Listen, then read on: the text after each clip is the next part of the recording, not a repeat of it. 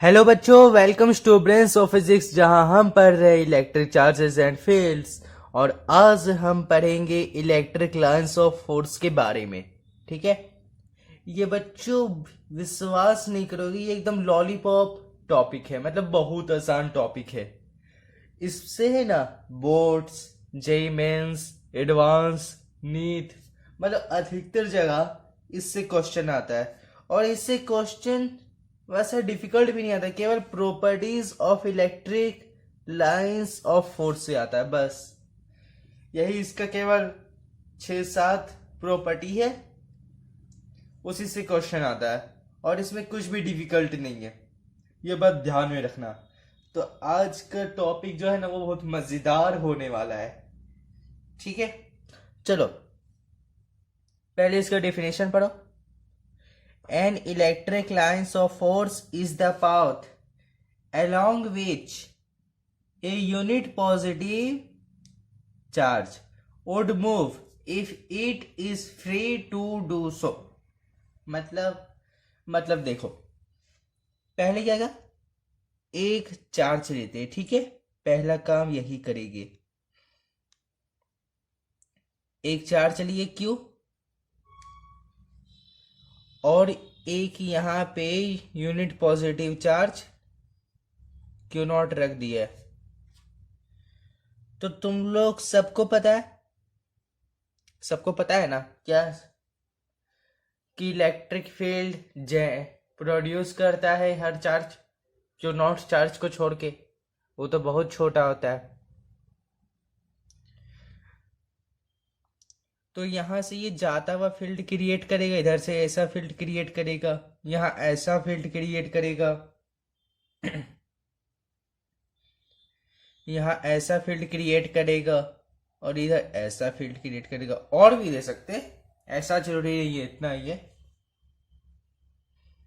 तो इसको हम लोग फ्री छोड़ देंगे, तो ये जितना दूर तक मूव करेगा ना, जहां जहां मूव करेगा, जितना दूर तक नहीं, जहां जहां मूव करेगा, उसी को कहते हैं electric lines of force. Electric lines of force मतलब ये क्यों नॉट चार्ज को एकदम फ्रीली छोड़ दिए, जहां जाना है जाओ।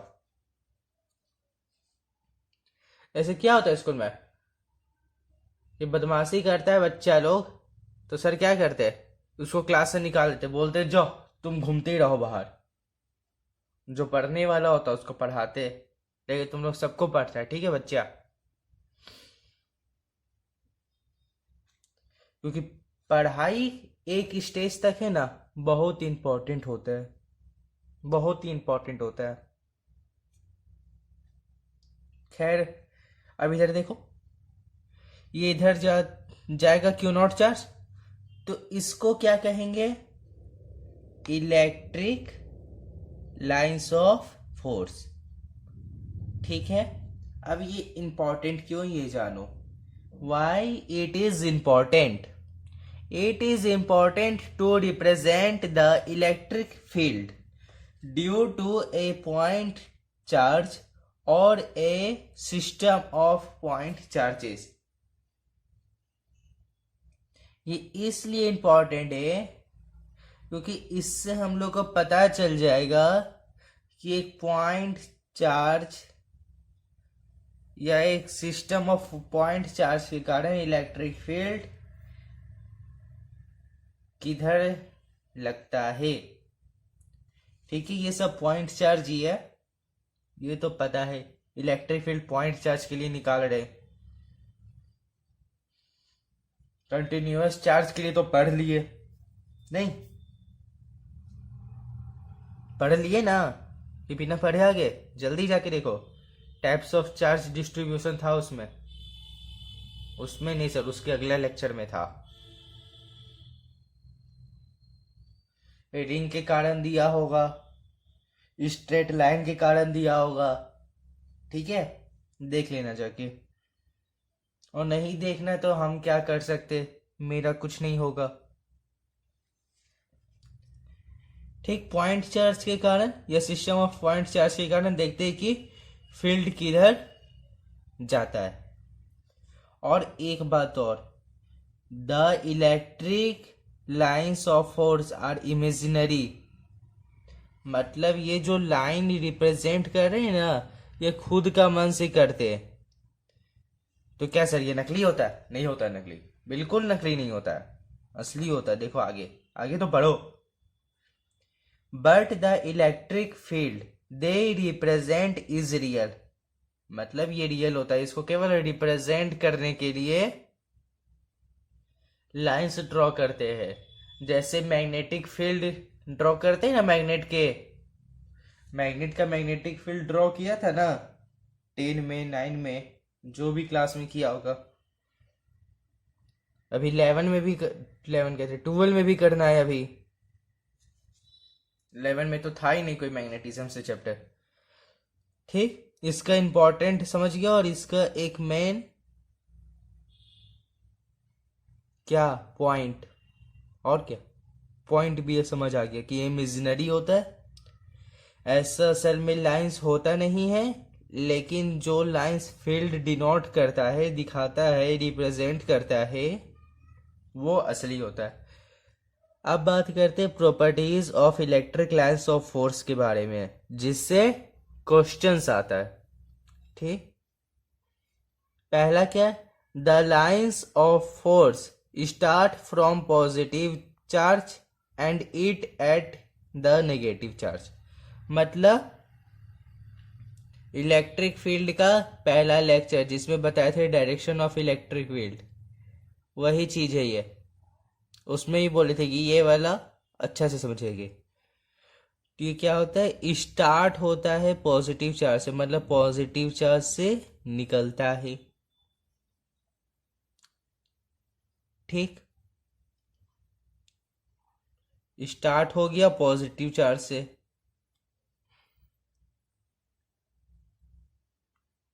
और लाइंस दे दो और अच्छा लगेगा। और टर्मिनेट करता है या इंड करता है नेगेटिव चार्ज से, मतलब माइनस क्यों?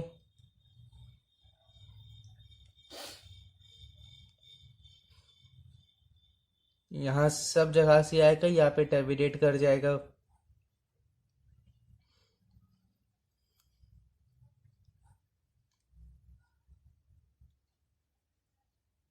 ठीक है, पॉजिटिव चार्ज से स्टार्ट करता है और नेगेटिव चार्ज में टर्मिनेट करता है। क्लियर? अब देखो, the lines of force originate और terminate always at right angles to the surface of the charge.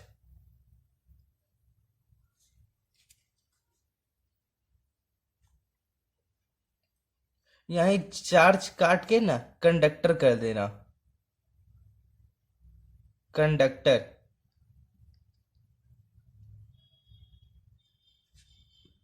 ठीक है, the lines of force originate और terminate always at right angles to the surface of the conductor. एक conductor बनाए, यहां पे electric field line, electric lines of force जा रहा है, तो इसके साथ है ना यहाँ पे ये मुड़ जाएगा और इसके साथ ये 90 डिग्री बना लेगा। जा रहा है 90 डिग्री बना देगा। ये जा रहा है, ये तो सीधा सीधा ये 90 डिग्री पे है ही। ये जा रहा है, ये भी 90 डिग्री बना लेगा। ये जा रहा है, ये भी 90 डिग्री बना लेगा। वैसे ये इधर से निकलेगा तो ये 90 डिग्री से ही निकलेगा। क्या लिखा है? ओरिजिनेट मतलब जाएगा, और टर्मिनेट, ओरिजिनेट मतलब निकलेगा, और टर्मिनेट मतलब जाएगा। ये 90 डिग्री से हुआ, ये भी 90 डिग्री में रहेगा, फिर 90 डिग्री, मतलब 90 डिग्री से ही टर्मिनेट करेगा और ओरिजिनेट करेगा। ठीक है, तीसरा प्रॉपर्टी क्या है? They do not terminate in the free space, मतलब ये एयर में जाके गायब, खत्म नहीं होगा, जैसे यहाँ पे एयर है, यहाँ है ना एयर, यहाँ पे ये खत्म नहीं होगा। क्लियर हो गया? पहला बात कि ये इमेजिनरी होता है। अब चौथा property, the tangent drawn on field lines at any point gives the direction of field at that point. मतलब जैसे मान लो एक पॉजिटिव चार्ज और एक नेगेटिव चार्ज, ठीक? यहां से फील्ड ओरिजिनेट होगा और यहां पे टर्मिनेट होगा, ठीक है? तो ये जो डायरेक्शन देगा, इससे यहाँ पे टेंजेंट खींचेंगे, ये हमको देगा फील्ड का डायरेक्शन। ये क्या देगा? फील्ड का डायरेक्शन, फील्ड का डायरेक्शन, ठीक है? अब पांचवा प्रॉपर्टी, इसमें तो कुछ वैसा था नहीं, सिंपल सा है। पांचवा प्रॉपर्टी क्या है? Two field lines can never intersect each other. जैसे कि two magnetic lines can never intersect each other. टेट में या लाइन में पढ़ा है ना, बस वही चीज है। जैसे मान लो एक फील्ड लाइन जा रहा है ऐसे, और एक फील्ड लाइन जा रहा है ऐसे, तो ये दोनों फील्ड लाइन इंटरसेक्ट नहीं करेगा। क्यों नहीं करेगा? रीजन देखो। अगर if two field lines intersect each other, then at that point electric field has two directions but it is not possible. मतलब यहाँ पे दो को डायरेक्शन मिलेगा, एक इस पॉइंट से एक इधर मिलेगा इलेक्ट्रिक फील्ड का डायरेक्शन, एक यहाँ मिलेगा इलेक्ट्रिक फील्ड का डायरेक्शन, जो कि पॉसिबल नहीं है। छठा property, the relative closeness of lines of force give the idea about the relative strength of the electric field. मतलब क्या? रिलेटिव क्लोजनेस ऑफ लाइंस मतलब क्या हो गया? देखो यहां पे एक चार्ज है क्यू, ठीक है? इससे निकला इलेक्ट्रिक फील्ड, यहाँ पे इलेक्ट्रिक फील्ड लाइन यहाँ पे डिनोट कर रहे इलेक्ट्रिक लाइंस ऑफ फोर्स, निकला।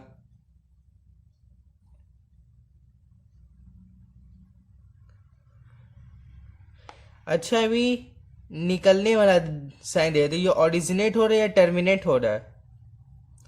सोचो, तुम लोग ही सोचना, अब हम नहीं बताएंगे इसके बारे। तुम लोग खुद सोचना, ओरिजिनेट हो रहा है या टर्मिनेट हो रहा है, इतना बार बताया, अब तू सोचो। चलो एक ये सिस्टम हो गया, एक छोटा सा क्यू चार्ज है,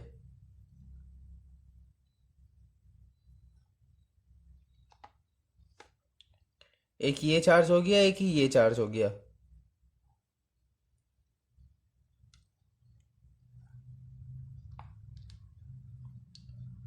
ठीक,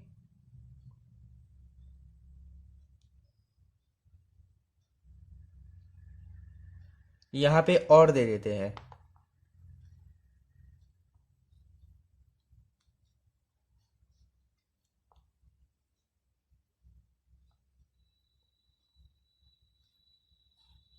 अब तुम लोग बताओ कि ज्यादा मैग्नीट्यूड किसके पास है, ज्यादा पावर किसके पास है?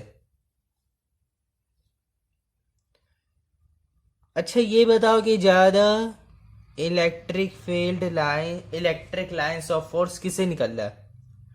एकदम क्लियर है, इससे निकल रहा है। तो ज्यादा मैग्नीट्यूड भी इसके पास है, ज्यादा स्ट्रेंथ इसके पास है। जिसका पावर ज्यादा होता है वही तो बड़ा होता है, जिसका पावर कम होता है वो छोटा होता है ना? जैसे तेरा छोटा भाई या छोटा बहन होगा तो तुम उससे काम करा लेता होगा, लेकिन बड़ा भाई होगा उसके पास पावर, तो तुम्हारा छोटा भाई है, तुम्हारे पास तुमसे छोटा कम ताकत है, तो वो कुछ नहीं बोलता है, तेरे पास ज्यादा ताकत है। लेकिन मान लो तुम छोटा भाई है और तुम्हारा बड़ा भाई है, तो बड़ा भाई तुमसे काम कराता है। क्यों? क्योंकि इसके पास ज्यादा पावर है, तुम्हारे पास कम पावर है। क्लियर हो गया? बस वही चीज है। तो एक काम करो, एक रिलेशन लिख लो, रिलेटिव क्लोजनेस। रिलेटिव क्लोजनेस,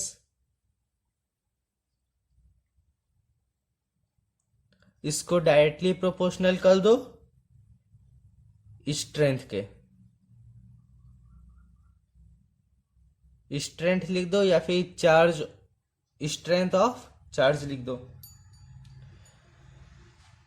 अब ये सातवां प्रॉपर्टी, प्रॉपर्टी नंबर 7, ये इंपॉर्टेंट है बच्चों, ये इंपॉर्टेंट प्रॉपर्टी है, इसको ध्यान में रखना। ठीक है? देखो, the lines of force do not pass through a conductor. मतलब एक कंडक्टर, ठीक, इलेक्ट्रिक फील्ड में रखे तो क्या होगा, यहां पे 90 डिग्री बनाएगा,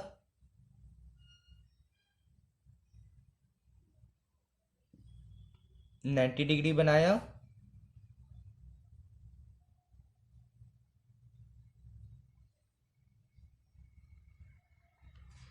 और यहां भी 90 डिग्री बनाया, 90 डिग्री बना रहा है, बनाते जा रहा है,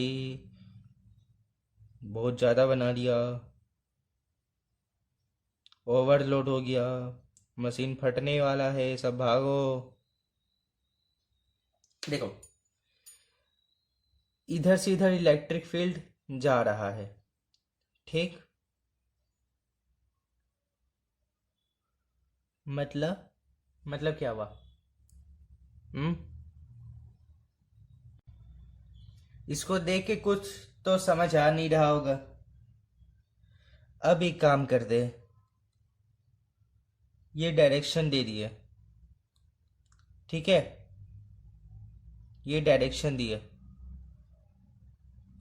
अब कुछ क्लियर हुआ क्या सर? यहां से इधर जा रहा है, इधर से आ रहा है, मतलब यहां पे नेगेटिव चार्ज होगा, यहां पे पॉजिटिव चार्ज होगा, होगा कि नहीं होगा? होगा ना। अब इधर पॉजिटिव है और इधर नेगेटिव है, तो कंडक्टर के अंदर क्या होगा? कंडक्टर के अंदर क्या होगा देखो, सारा नेगेटिव चार्ज इधर पॉजिटिव की ओर अट्रैक्ट होना चाहेगा, तो इधर आ जाएगा negative negative negative negative negative negative, ये आ जाएगा positive positive positive positive positive positive positive positive. तो क्या हुआ, एक पॉजिटिव से नेगेटिव इधर जा रहा है, ये कंडक्टर के अंदर पॉजिटिव से नेगेटिव इधर आ रहा है। एक बात और है जो भूल के लिखना, लिख लो लिख लो,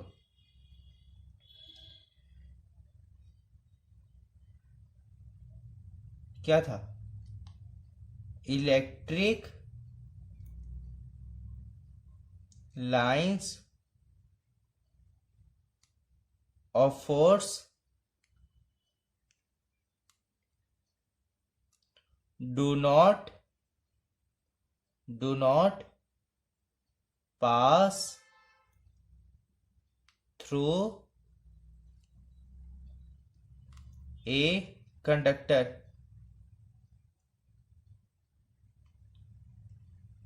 ठीक है, इलेक्ट्रिक लाइंस ऑफ फोर्स है ना, कंडक्टर को पार नहीं कर सकता।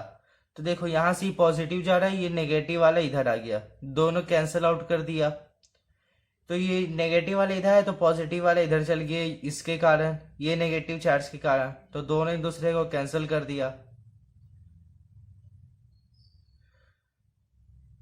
तो यहाँ पे कुछ गड़बड़ नहीं होगा, मतलब अगर कुछ सामान रख दिया इस कंडक्टर के अंदर उसमें कुछ भी डिफेक्ट नहीं आएगा। जो कोई भी सेंसिटिव ऑब्जेक्ट, जैसे एग्जांपल के लिए क्या लेना है, सबसे आसान है, मोबाइल ही ले लो। मोबाइल भी तो सेंसिटिव होता है। तो अगर किसी कंडक्टर के अंदर सेंसिटिव मोबाइल रख, मतलब सेंसिटिव मोबाइल क्या, मोबाइल रख दिया, तो इलेक्ट्रिक लाइंस ऑफ फोर्स जाने से ना इसमें कोई भी डिफेक्ट नहीं आएगा। और इसको ही कहते हैं electrostatic shielding. Electrostatic electrostatic shielding, ठीक है।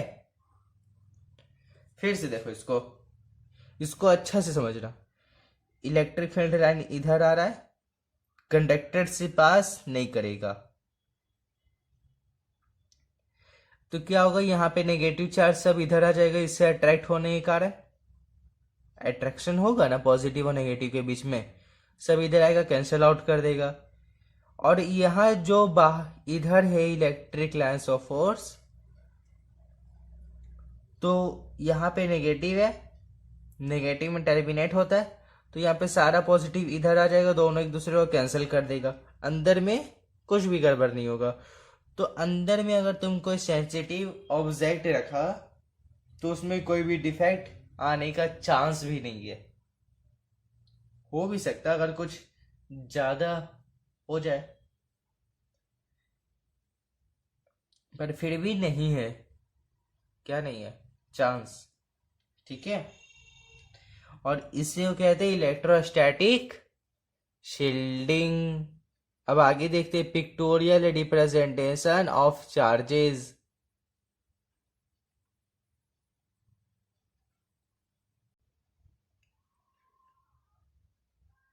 तो पिक्टोरियल रिप्रेजेंटेशन ऑफ चार्जेस, ठीक। देखो इसमें चार तरह का फिगर होगा, एक पॉजिटिव चार्ज के लिए, एक नेगेटिव चार्ज के लिए, मतलब दो सिंगल चार्ज के लिए और दो सिस्टम के लिए, एक पॉजिटिव नेगेटिव का सिस्टम, एक पॉजिटिव पॉजिटिव का सिस्टम, और एक नेगेटिव नेगेटिव का सिस्टम। मतलब तीन सिस्टम के लिए और दो सिंगल चार्ज के लिए। सिंगल चार्ज के लिए समझ गए, यहां से ये ओरिजिनेट होगा, ठीक है, और यहां पे टर्मिनेट होगा,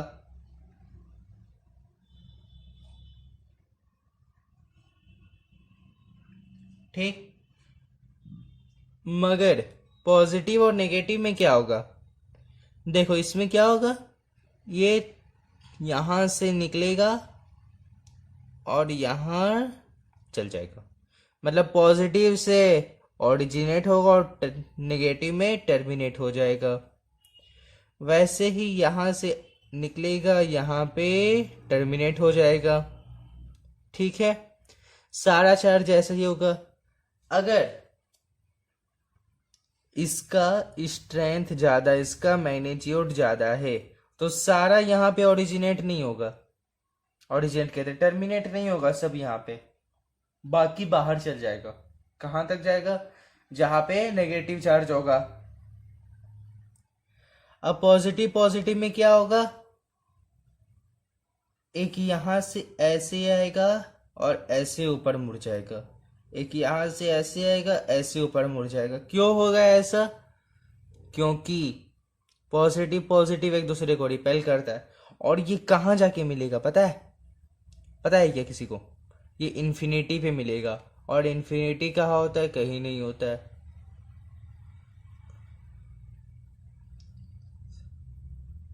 समझ आया, एकदम इन्फिनिटी तक जाएगा। और बना दो, देखो ऐसे ऐसे कर करके इन्फिनिटी तक जाएगा, नीचे भी चल जाएगा इन्फिनिटी तक।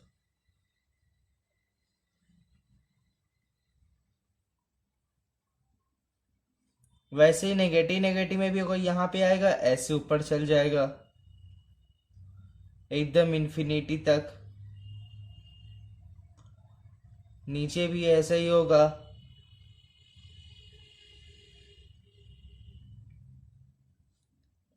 ठीक है, क्लियर हो गया। तो बच्चों आज के लिए बस इतना ही। पढ़ते रहो। Best of luck.